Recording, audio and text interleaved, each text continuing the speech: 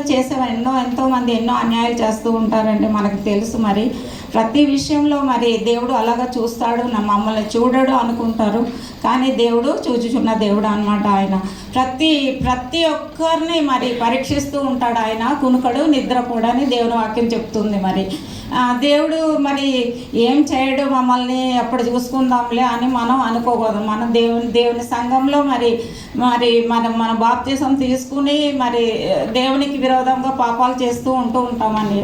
మరి ఎవరు నీతిమంతుడు ఎవ్వరు లేరు అనమాట, దేవుడు ఒక్కడే నీతిమంతుడు. మరి ఆ పాపాలు వదులుకొని విడిచిపెట్టి మరి న్యాయంగా మరి నడుచుకోవటం వలన నీతిమంతులను దేవుడు మరి ఆ పాపాలు క్షమించి మనల్ని పరిశుద్ధులుగా చేసి ఆయన పరలోక రాజ్యంలో చేర్చుకుంటారనమాట. యెహోవా భక్తిహీనులు ఎంతవరకు ఉత్సాహించెదరు. వారు వదరుచు కఠోరమైన మాటలు పలుకుచున్నారు, దోషము చేయి వారందరూ బింకములాడుచున్నారు. యెహోవా చూచుట లేదు, యాకోబు దేవుడు విచారించుట లేదు అనుకొని యెహోవా వారిని ప్రజలను నలుగగొట్టుచున్నారు. యెహోవా చూచుట్లేదు అనేసి వదరుతనమైన అనమాట. ఇతరులు బాధ పెట్టడం కొంతమందికి చాలా టైంపాస్ అన్నమాట. అవతల బాధపడుతుంటే వాళ్ళకి వీళ్ళు సహాయం చేయకపోగా మళ్ళీ వాళ్ళు ఎన్నో బాధల్లో ఉంటే మరి ఒక మాట అయినా కనీసం అమ్మ ఎలాగున్నామని కూడా అడగరు. వాళ్ళ గురించి వీళ్ళు వెనకాల నవ్వుకుంటారు. ఈరోజు దేవుని వాక్యం మనలాంటి వాళ్ళ గురించి మాట్లాడుతూ కఠోరమైన మాటలు మరి బాధ పెట్టే మాటలు మాట్లాడుకుంటూ ఉంటారని దేవుని వాక్యం చెప్తుంది. అలా మనం చేయకూడదని దేవుని వాక్యం చెప్తుంది అనమాట. మనం చేయకుండా ఉండలేము, ఎందుకంటే మనుషులు ప్రతి విషయంలో తొట్టిల్లిపోతూ ఉంటాం అనమాట. కానీ మనం ఎప్పుడైతే మన పాప జీవితం వదులుకొని మరి దేవునికి దగ్గరగా వచ్చి మరి మనం ఒక దేవుని సన్నిధికి అనిపించడానికి వస్తాం. కానీ ఇక్కడ వరకే ఏం చేసినా ఇక్కడ వరకే ఈ 2 గంటలనే మరి బయటకు వెళ్ళిన తర్వాత అంత మామూలుగానే ఉంటారు, అంత మామూలుగానే మాట్లాడతారు, బాధ పెడితే మాట్లాడతారు అనేసి దేవుని వాక్యం చెప్తుంది అనమాట. యెహోవా చూచట్లేదు, ఆయన చూడలేదండి, చూస్తూ ఉంటాడండి. ప్రతి ఒక్కరిని ఆయన నేత్రాలు పెట్టి చూస్తూ ఉంటాడు. కానీ తగిన సమయం అందు ఆయన వారిని శిక్షిస్తాడు అనమాట. దానికి ఎప్పుడు పడితే అప్పుడు వాళ్ళు ఏమనుకుంటారంటే దేవుడు మమ్మల్ని ఏం చేయలేడు అని ఉంటుంది, భయం ఉంటుంది. కానీ అప్పుడు చూసుకుందాంలే, మరి పరలోక రాజ్యం వచ్చినప్పుడు అప్పుడు చూసుకుందాంలే అని వాళ్ళు చాలా ధైర్యం కలిగి ఉంటారు అనమాట. 6వ అధ్యాయం చదవండి. వారు నీ ప్రజలను నలుగుగొట్టుచున్నారు, నీ స్వాస్థ్యమును బాధించుచున్నారు, విధవరాండ్రును పరదేశులను చంపుచున్నారు, తండ్రి లేని వారిని హతము చేయుచున్నారు. జనులలో పశుప్రాయులారా దీనిని ఆలోచించుడి, బుద్ధిహీనులారా మీరెప్పుడు బుద్ధిమంతులవుదురు. చెవులను కలుగజేసిన వాడు వినకుండునా, కంటిని నిర్మించిన వాడు కానకుండునా. చాలా ఆపత్కాలంలో మరి దేవుడు నమ్మదగిన సహాయకుడు ఉంది అని మరి పాపంలో ప్రతిరోజు పాపం చేసేసి తండ్రి నాయన నువ్వే ఉన్నావు, మమ్మల్ని నువ్వు నీ రాజ్యంలో చేర్చుకుంటైనా చేర్చుకోడు, దానికన్నా ఒక తీర్పు ఉంటుంది. ఆ రోజు దేవుడు మరి ఆ తీర్పులో మనల్ని తీసుకొస్తాడన్నమాట. అప్పుడు గొర్రెలు వేరేగా మేకలు వేరుగా మరి దేవుడు వారిని వేరు చేస్తాడనమాట. అప్పుడు యోబు గ్రంథంలో ఉందండి ఒక వాక్యం, మరి నేను చదివించట్లేదు. మరి ఆపత్కాలంలో ఆయన వచ్చి ఆయన ఒక స్థలాన్ని మనకి ఏర్పాటు చేసి ఉంచుతాడనమాట. ఆ స్థలంలో మనందరినీ చేరుస్తాడు. ఎందుకంటే దేవుని యందు భయభక్తులు కలిగి నీతిమంతులు మాత్రమే, అందరినీ కాదండి. మరి దేవుని వాక్యం చెప్తుంది, చెవులు కలిగిన చేసిన వాడు వినకుంటున్నా, కంటిని నిర్మించిన వాడు కానుకుంటున్నా. మరి చెవులు మరి వింటాడైనా, మన ప్రార్థన వింటాడు, మనం చేసే అతిక్రమాలు చూస్తాడు, మనం మాట్లాడే మాటలు దూషణకరమైన మాటలు వింటాడు. ప్రతి ఒక్కటి మరి ఆయన ప్రతి ఒక్కటి చూచుచున్న దేవుడు. మరి ఆయనకి చూచుచున్న దేవుడు అని హాగర్ పెట్టింది కదండి మరి పేరు. ప్రతి ఒక్కటి తీర్పులోకి వస్తుందండి. ఈరోజు మనకు అయిపోయింది. కొంతమంది ఏమనుకుంటారంటే బాప్తిసం తీసుకున్నాం కదా, ఇప్పుడు ముందు చేయొచ్చు తర్వాత చేయకూడదు అని ఉంటుంది. కానీ తీసుకున్నప్పుడు అప్పుడు చూద్దాంలే అనేసి వాళ్ళ యొక్క సమయాన్ని వృధా చేస్తూ ఉంటాడు. మరి అలా ఉండకూడదు. ఈరోజే రక్షణ దినం అన్నప్పుడు ఈరోజే మనం బాప్తిసం తీసుకుని మరి దేవుణ్ణి మన సొంత రక్షకునిగా అంగీకరించాలన్నమాట. ఆయన నమ్మదగిన వాడు, నీతిమంతుడు. ఆయన ఎవరిని ఎలా చేయాలో, ఎలా శిక్షించాలో, ఎలా ఆదరించాలో, ఎవరిని ప్రేమించాలో ఆయన నమ్మకమైన దేవుడు. మరి మన కొరకు మరి ఎంతో బాధలు పడి మరి శ్రమపడి సిలువ వేయబడి భయంకరమైన శ్రమలు మరి ఆ ఎండలోన మరి యెరూషలేము వీధులు ఈడ్చబడినప్పుడు కూడా నోరు తెరవని ఆ ప్రేమ, మరి కనీసం ఆ శిలువను చూసినప్పుడల్లా మనలో మార్పు రావాలని దేవుని వాక్యం చెప్తుందన్నమాట. చదువమ్మా. అన్యజనులను శిక్షించువాడు మనుషులకు తెలివి నేర్పువాడు దండింపక మానున, నరుల ఆలోచనలు వ్యర్థములని యెహోవాకు తెలిసి ఉన్నది. యెహోవా నీవు శిక్షించువాడు, నీ ధర్మశాస్త్రమును బట్టి నీవు బోధించువాడు ధన్యుడు. చదువు. యెహోవా మన ఆయన ధర్మశాస్త్రాన్ని మరి దైవజనులు ఎన్నో మీటింగులు పెట్టి మరి ఎన్నో చోట్ల మరి దేవుని వాక్యం చెప్పినప్పుడు మనం వాళ్ళ మాట వినము, వాళ్ళని గౌరవించము అనమాట.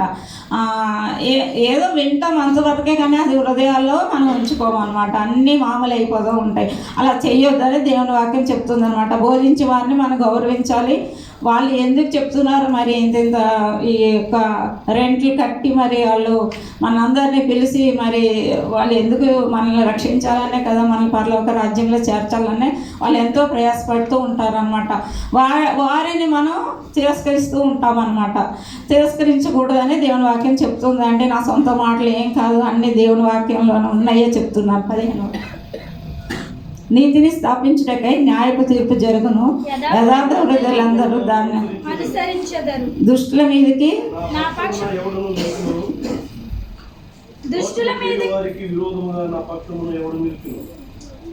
యెహోవా నాకు సహాయము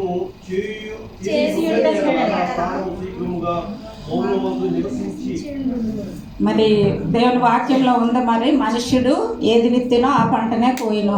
మనం ఏది విత్తుతామో మరి ఆ పంటనే కోస్తామని దేవుని వాక్యం చెప్తుంది అనమాట.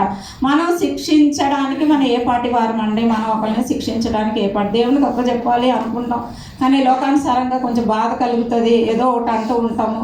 కానీ మనం ఎప్పుడంటే పశ్చాత్తాపడి తండ్రి నేను చేసింది, నేను ఆమెను బాధపడ్డాను అనేసి మనం వెళ్ళి ఆమెతో పశ్చాత్తాపడి ఆమెను మరి క్షమించమని అడగడం వల్ల మరి ఎంతో మరి దేవుని నీతిని వెల్లడిపరిచే వారిగా ఉంటామన్నమాట. కానీ మనం అలా చేయము. కొన్ని సంవత్సరాలుగా పగలబెట్టుకుని మాట్లాడరు. ఈలోపు దేవుని రాకడ వస్తే ఏం చేస్తారు నాకైతే తెలియదు, కానీ కొన్ని సంవత్సరాలు, కొంతమంది అయితే ఎన్నో సంవత్సరాలు మరి ఊర్లలో మాట్లాడుకోరు, వాళ్ళ బంధువులతో మాట్లాడరు, వాళ్ళ సొంత బిడ్డలతో మాట్లాడరు, ఆ టైప్లో ఉంటారు. కానీ మనం ఏం చేయాలంటే వాళ్ళు ఏమన్నా సరే మనం దేవుణ్ణి క్షమించి ఆయన చూసుకుంటాడు. ప్రతి ఒక్క విషయం ఆయన చూసుకుంటాడు. మనం అడగడానికి మనం ఏ పాటి వారు తీర్పు తీర్చడానికి కూడా మనం సరిపోమండి.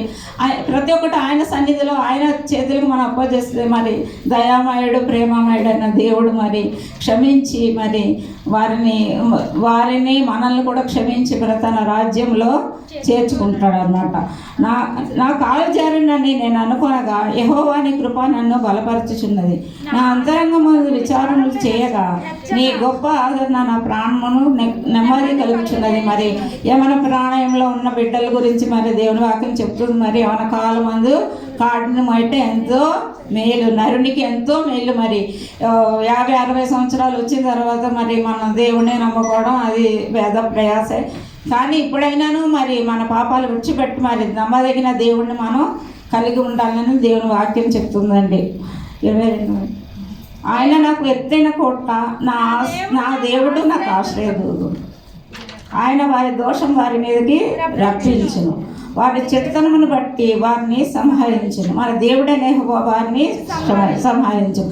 ఆయన మనకు ఎత్తిన కోటనాన్ని మరి ఎంతో ఆశ్రయదుర్గమై ఉన్నాడు. సంవత్సరం అంతా మరి ఎంతో కాచిదాచి కాపాడే ఎన్నో ఇరుకుల నుండి, ఇబ్బందుల నుండి, మరి ఉద్యోగాలు ఏమిలో నుండి, ఎన్నో బాధల నుండి మరి ఆయన ఎత్తైన కోటగా ఉన్నాడు. ఆయన బిడ్డలను ఆయన ఎప్పుడూ వదలడు అనమాట. ఎత్తైన కోటగా ఉంటాడు. మరి ఆ రోజుల్లో మరి రాజులు ఆ యొక్క రాజ్యాల చుట్టూ పెద్ద పెద్ద కోటలు కట్టుకుని ఉండేవన్నమాట. అంతకంటే ఎక్కువ అనమాట మన దేవుడు మన పక్షం నుండి మనల్ని కాచి కాపాడుతున్నాడు. ఆయన మనకి ఆశ్రయ దుర్గము. ఆయన వారి దోషంను వారి మీదకి రప్పించును. ఎవరంటే అనీతి మంతులు మరి పాపము ఎక్కువగా చేసి మరి దేవుడు అంటే లెక్క లేకుండా మరి దేవుడు చూస్తున్నాడని మరి ఆదివారం దినాన్ని కూడా మరి అశ్రద్ధ చేసి మరి ఇంట్లో టైంపాసులు చేస్తున్నారు. పిలిచిన వాళ్ళని కూడా చాలా దూషిస్తున్నారు. మరి దేవునికి వందనాలు. మరి ఆ యొక్క దినాన్ని, ఆయన యొక్క పరిశుద్ధ ఆదివారాన్ని, మరి విశ్రాంతి దినాన్ని మరి దేవుని కొరకు మరి 2 గంటలు కూడా వారు సమర్పించుకోలేకపోతున్నారు. అటు వారి గురించి మనం ప్రార్థన చేయాలి. ఆయనను ఆయన వారిని కూడా క్షమిస్తాడు. ఎత్తైన కోటగా దుర్గంగా ఆశ్రయదుర్గంగా ఉన్న దేవుడు. మరి వారి చెడుతనను బట్టి వారిని ఎవరైనా మనమేంటి ఎవరైనా సరే చెడుతనం అన్నది చేసిన వాళ్ళని దేవుడు తప్పకుండా శిక్షిస్తాడు. అది కాకపోతే ఏంటి కృపాకాలం ఆయన చూస్తున్నాడు. ఆయన కాలము ఆయన టైం వచ్చేదాకా ఆయన చూస్తూ ఉంటాడు. కానీ చాలా ఆయన కొడితే మామూలుగా ఉండదు, మరి ఆయన మొత్తితే మామూలుగా ఉండదు మన పరిస్థితి. ఆయన ఎంతో క్షమిస్తున్నాడు. నా బిడ్డ ఈరోజన్న మారుతారు, రేపన్న మారుతారు అని మరి ఆ విషయంలో మరి మనం దేవునికి కృతజ్ఞతాస్తుతులు కలిగి మరి మన జీవితాన్ని మార్చుకుని మరి పాప జీవితాన్ని వదిలిపెట్టి పరిశుద్ధ జీవితంలోకి మనం అడుగుపెట్టి ఈరోజే రక్షణ దినము. మరి ఈరోజే మనం దేవుని నమ్ముకొని మరి మన పాపాలు ఒప్పుకొని నీతిమంతులుగా తీర్చబడతామని మరి ఈ కొద్ది వాక్యము దేవుడు దీవించును గాక.